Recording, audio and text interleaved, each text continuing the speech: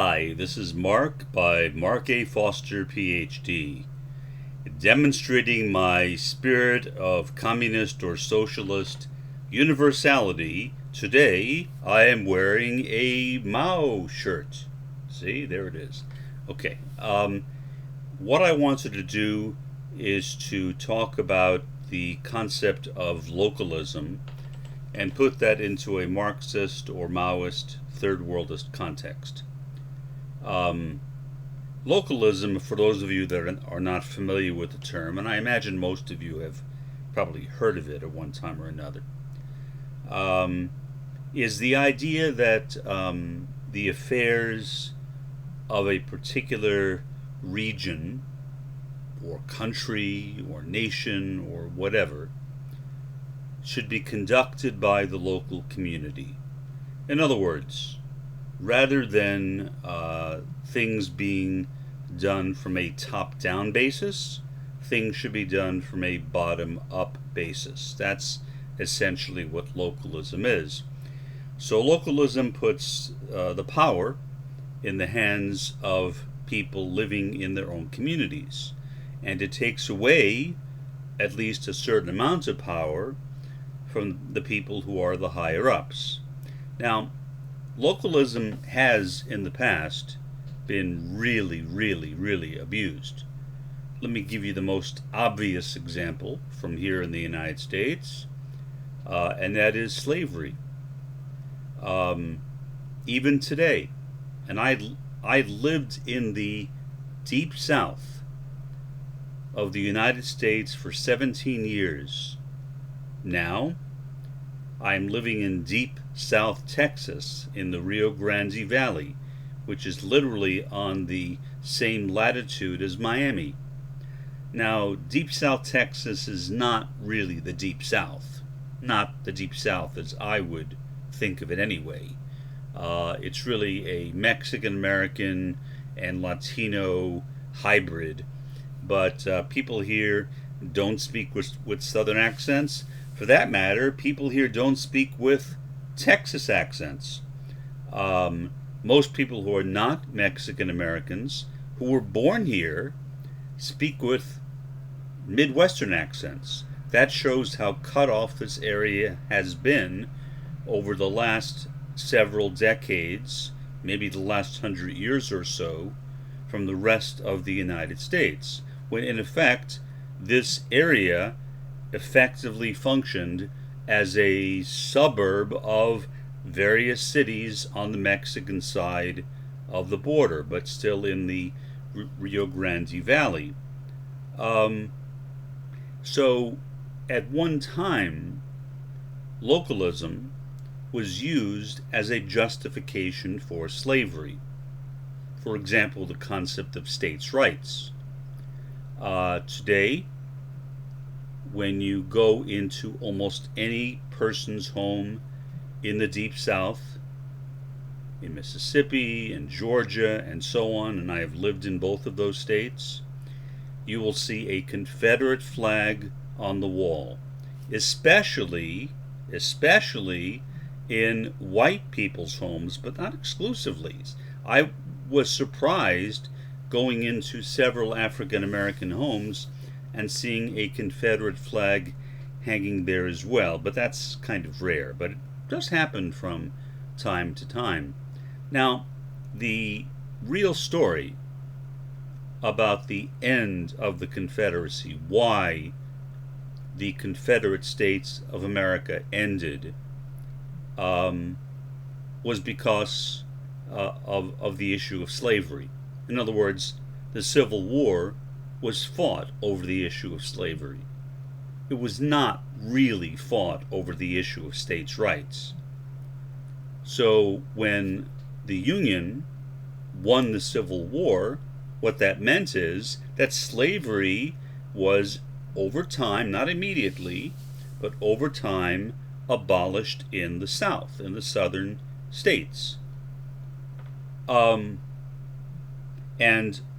that meant that there was victory. Now, but to this day, many Southerners, including educated Southern historians say no, the Civil War was a war over states' rights.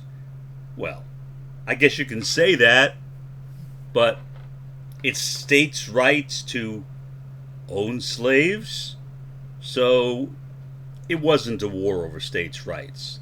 It was a war over slavery. Why? Well, because slavery was the way in which the South made money. It was an extraordinarily profitable, and I hate using this term, but I'll use it anyway, industry. An industry of selling human beings. Very, very profitable. It made the South a lot of money. So for the South to suddenly give up slavery was a real disaster, an economic disaster. And when the Civil War was over, it led to a period which is commonly known as Reconstruction, when the South began its long process of rebuilding. Some would argue that in certain parts of the South, the process of Reconstruction continues. And I can say from first-hand experience that is true. There are still many areas in the Deep South. The area that stands out most to me is the Mississippi Delta. It is an area which begins just south of Memphis, Tennessee, and just south of Memphis, Tennessee is Mississippi. The southern suburbs of Memphis are in Mississippi, the state of Mississippi, to just north of Natchez, Mississippi. That is the Delta. It is a very, very flat area. Why was it flat? Well, it was flat because of all of the flooding that used to occur on a regular basis in that area. And it created tremendous poverty because just when crops were planted, there was no real way of knowing whether the crops would be able to grow to maturation or whether they would simply be wiped out by another flood, which is what commonly happened. So the idea of localism, if you think of it in that way, states' rights, can be used in a rather negative way. Even now, what's happening, for example, many local school districts, especially in the South and also in the Midwest, are trying to argue over local control over things like school curricula. Well, what do they mean? Well, they mean taking out anything which might offend the sensibilities of evangelical Christians or conservative evangelical Christians. Should be clear, not all evangelical Christians are conservative, but most are. That includes references to interracial marriage. That includes references, well, especially these days, to transgendered persons. That includes references in general, more broadly, to the LGBTQIAA, see, I memorized that, community. Anything which is seen as being repulsive to conservative evangelicals is generally rejected, especially by school boards, from being included in the curriculum of a particular district. So localism has gotten kind of a bad name, and justifiably so. It should have gotten a bad name because it's been used to further and advance the interests of European Americans who have dominated this country since this country was started. I mean, this country was founded by European Americans. And still, if you look, for example, at who are the CEOs in this country, well, most CEOs are still white men, the same kind of people that started this country. Now, are there more women? Are there more people of color in those positions? Certainly. Certainly. There have been some improvements. Are African Americans and women still as poor as they once were? No. they are doing better. But better is not enough. Better is not enough. Egalitarianism, when looked at from a localistic perspective, basically means that everybody who lives in a particular locality should be seen as having equal, completely equal rights.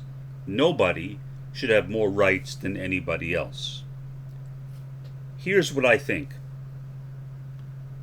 After the First World is out of the picture, in my opinion, after the First World is demolished, now that's kind of a frightening word, I suppose, there will be only what we call today the Third World, sometimes depoliticized as the Global South, but in Marxism we generally call it the Third World because that was the original term, and that is a term which still has a strong political connotation, at least in Marxist theory. That's why, for example, we are called Marxist or Maoist-Third Worldists, and not Marxist or Maoists, global Southerners, I guess. We basically support the rise of the Third World. Why? Not because we like the Third World, although I do, but because the Third World is less touched by materialism than the First World.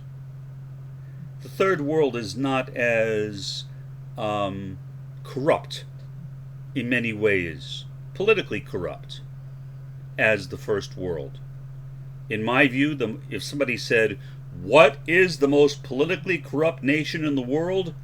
my answer would be the United States. Now, is it corrupt the way people think of corruption? No, it's corrupt in the sense that the First World, in particular the United States, wants to run the rest of the world, wants to be in a position of power. The current war in Ukraine, what was it? The original fault of Russia? No, it was the original fault of NATO, and in particular the United States, because NATO and the United States made a promise to Russia that it would not expand into former Warsaw Pact countries. The problem with that promise was it was not signed in pen. It was a verbal promise. It was only word of mouth. That was a mistake. Russia should have demanded a written promise, which it did not. And as a result of that, we see NATO going in and taking over one Warsaw Pact country after another, and pretty much when it came to taking over Ukraine, Russia said, to be poetic, "Thus far and no farther." In other words, that's as far as you're going to go, guys. We are not going to let you go into Ukraine.